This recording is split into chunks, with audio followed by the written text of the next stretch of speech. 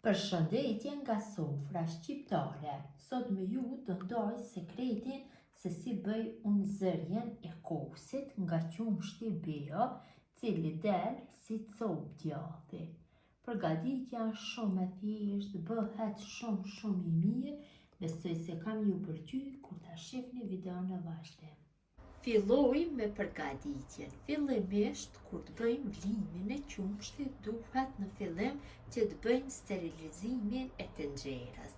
Në tenxhere hedhim ujë dhe lajmë që të vlojë uji, më pas bëjmë vlimin e qumshtit. Presim derisa të bëhet vlimi i ujit.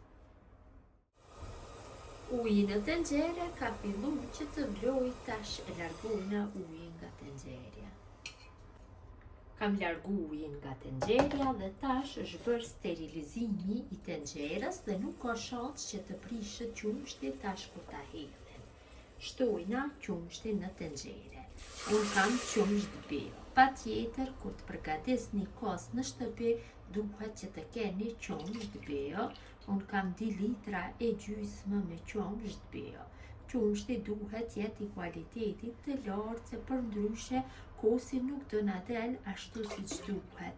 Pra nuk duhet që të jetë ati lloj qumshti që është larguar kajmaku i ndyra. Shtojmë kështu në tenxhere qumshtin. Pasi kam shtu qumshtin në tenxhere, e lojna që të vlojë në temperaturë mesatare. Qumshti ka filluar që të vlojë, tash e largojna nga zjarri.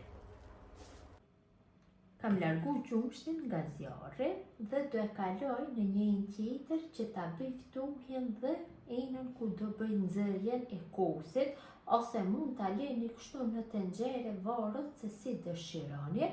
Unë do të kaloj te kjo ena këto. Kalojna vetëm një pjesë do e loj. Më shpejt do ftohet nëse e kaloj në njërin tjetër. Këtë pjesën do e hedhi kështu në njërin tjetër, sepse na nevojitet për ta hedhur kosin, për të bërë procesin e zërjes. Mjaftueshëm. Dhe e lojmë që të ftohet derisa të bëhet i vakë qumshti që mund ta duroj gishti i dorës. Qumshti është ftohur, është gjerë në atë mas që e durojnë gishtat e dorës.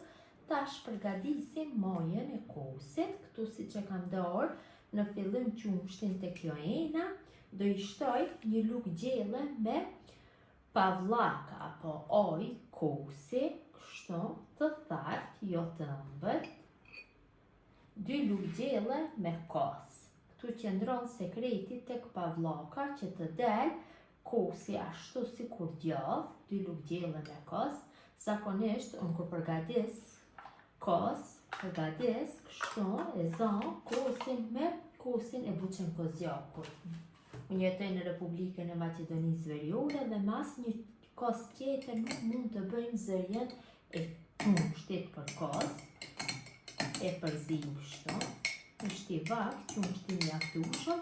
Ndet asesi nuk guxon që të bëhet zërja, sepse do zgjatet kosi më pas. Përzim dhe pak. Dhe tash e shtojna tek qumshti tek ena. Përzim pak kështu.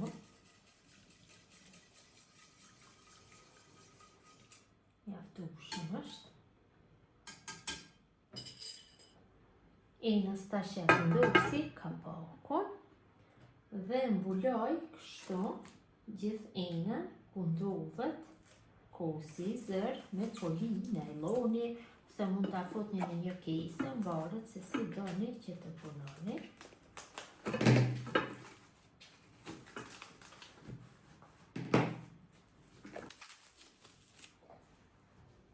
Enën e kam mbuluar me foli najloni dhe e kam vendosur në një batanije dhe mirë e mbuloj nga gjitha anët kështu me batanije dhe në ambient dhume, në ambient konstant, jo shumë të ftohtë, e lojmë që të bëhet zërja e kosit për 3 deri në 4 orë.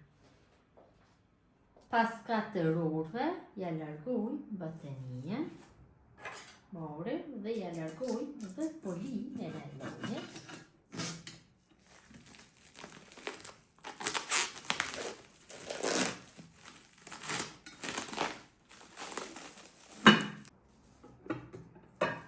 Kosi është gati, duket se është ende shumë i langshëm, mirë po është zër mjaftueshëm.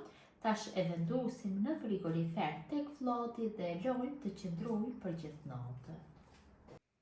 Kam largu kosin nga frigoriferi, ka qëndru për 24 orë në frigorifer. Tash kosi është gati për konsumim dhe shihni se si ndohet si që copë djathi. Morim një thikë dhe bëjmë prerjen. Pra tamam një copë djathi do dale.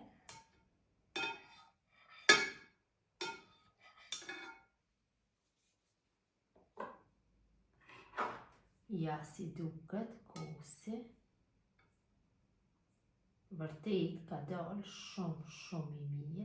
Besoj si u ka pëlqyer mënyra motra dashura se si bëj unë përgatitjen e kosit. Kjo është sekreti. Gjithë ju që përgatisni në këtë mënyrë kos nga qumshti bio, ju bëft mirë. Ju faleminderit që ndoni kohë vazhdimisht për recetat e mia. Jepni komente të bukura, mirëmbëjtje nga sofra shqiptare deri në recetën e radhës.